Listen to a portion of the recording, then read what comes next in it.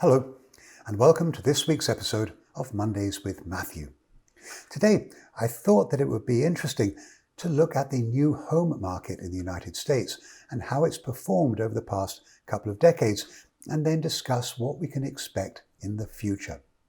So to start out with some context. This first chart takes a look at single-family new home sales dating back to 2000. And as you can see, sales rose significantly in the early 2000s, peaking at almost 1.3 million units in 2006, before pulling back quite significantly as cracks started to appear in the overall housing market. Sales dropped to a low of just over 300,000 units in 2011. That was less than a third of the pre-bubble average, before starting to pick back up again the following year. Although sales have continued to rise since 2012, the pace of growth can be best described as lackluster, with total sales last year coming in at just 682,000. Now, that is more than double the 2011 low, but still well below the levels seen early in the 2000s. Of course, it's easy to say, well, that's still a good number, because back in the day, the market wasn't real. People were buying homes they couldn't afford. The market was being artificially juiced by investment home buyers, etc., etc. And these are all valid points. But is that really the reason construction activity hasn't got back to pre-recession averages? Well, I'm going to offer you a slightly different thesis. To do so, I'm turning to the Census Bureau and look at their data on household formations. This chart shows the growth in the number of households in America between 2012 and the end of 2019. And as you can see, in an 8-year period, the country added almost 10 million new households. This is a pretty big number, which, for people like myself, brings up one very big question. That is, where the heck are all these people living? You see, the census helps us out there too. This chart shows new owner households minus new renter households. And as you can see, up until the end of 2016, a vast majority of new households were living in rented accommodation. And this is intuitive when we think about development patterns across much of the country, with developers focused on building apartments and, for the better part, ignoring ownership housing. But what jumped out at me in the data was that all this changed in early 2017, and you will see that the number of new owner households started to exceed new renter households by quite a significant margin. In fact, over the past 3 years, we've actually seen a net loss of renter households across the United States. So, for the past few years, we know that the country added a significant number of new owner households, 4.6 million to be exact, but we only saw 1.9 million new single-family home sales. There's a disconnect. Of course, some of those home buyers bought multi-family homes, which unfortunately are not tracked by the census, and many, obviously, would have purchased existing homes. And this is also very interesting, because it might explain, to a certain degree, why existing home prices have continued to rise relatively quickly over the course of the last several years. Simply a matter of supply and demand. When you have limited supply, think new homes, but significant demand, think new owner households, what happens to prices? Well, they have to go up. So this all leads to the core question that needs answering, and that is, why have builders not been delivering far more product if there is all this pent-up demand? Well, that is where the second part of my story takes over. In simple terms, when a builder looks at any new development, and assuming they feel comfortable with the demand side of the equation, they start out by analysing the hard and soft costs associated with building the homes. And this is the area I thought would be a good focus for us. Here is a simple matrix of some, but certainly not all, of the cost centres associated with building homes. I'll add that there are other soft costs, such as marketing, financing, fees and the like, but I want to focus on these four. Let's start with land. In many parts of the country, especially in coastal states, land prices continue to escalate, and this is particularly evident in markets which have artificial constraints to land supply. And these come in the form of growth management policies that are in place to slow sprawl in the market. Now, this map shows which states have significant laws regarding where you can and cannot build.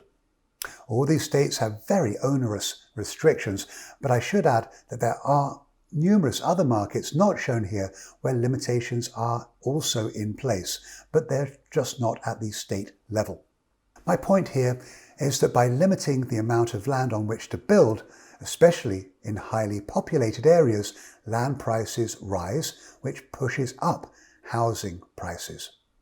Second, labour. Employment in single-family residential construction peaked in 2006 at a little over 635,000 workers, although this is clearly an underestimate, as it only includes workers counted by the Labour Department. Between early 2006 and January 2011, the number of workers dropped significantly as building activity ground to a halt, with the industry losing over 357,000 workers. The trouble is that, even when the economic recovery started, builders never got those workers back, as they had either left the industry completely or joined companies that were building apartment homes. The number of single-family construction workers today is still down by over 250,000 when compared to the pre-bubble peak. What does this cause? Well, if no one's getting into the trades, the job market remains very tight, and this does one thing: puts upward pressure on wages. Again, more expense. Next up, material costs. This chart shows the producer price index for residential construction and is a way of looking at changes in the cost of materials used in home building. And as you will see, the market has gone through a period of significant price increases for materials. There has been some softening recently, but prices are still running very hot. Again, higher costs put upward pressure on home prices. And finally, my all-time favourite, regulatory fees. According to the National Association of Home Builders, regulatory fees account for 25% of the final price of a single-family home.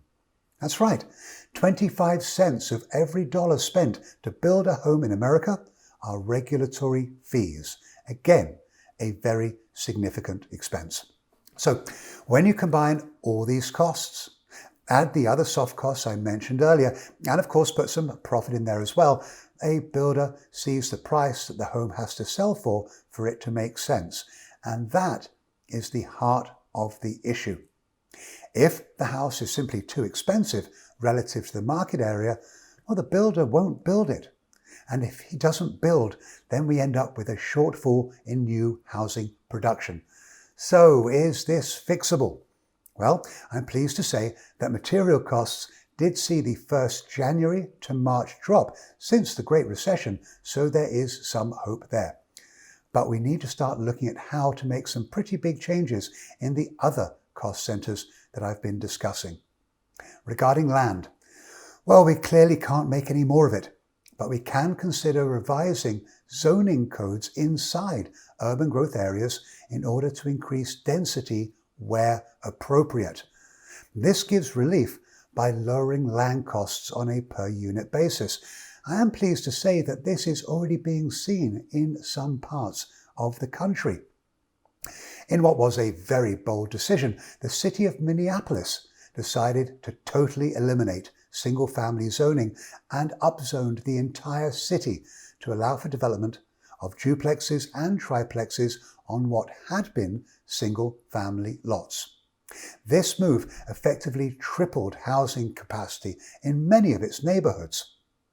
Following Minneapolis's lead, last year Oregon became the first state to pass a similar plan, and Washington State is also considering similar legislation. On the labour front, we need to find ways to encourage some of our younger population to get into the trades. Higher enrolment in vocational schools is going to be very important if we're going to grow the number of much needed construction workers in the country. Finally, regulatory fees. This is going to be a hard sell, but cities need to look at how they can reduce fees to builders in order to help address affordability. And they need to take a longer-term view regarding how ongoing tax revenues can still grow with new homes and the new residents living in them. So to conclude, the country has a severe shortage of housing, and this has put significant upward pressure on home prices, which in turn has created an affordable housing crisis. I believe that housing is a fundamental right, and we need to find appropriate ways to grow our housing stock and move back towards balance in the ownership housing market. I believe it can be done, but it will take a lot of work from both the private and public sectors to get to this goal. I hope you found today's comments of interest. As always, if you have any questions or thoughts about this topic, I would love to hear from you. So with that, take care, and I very much look forward to visiting with you again next week.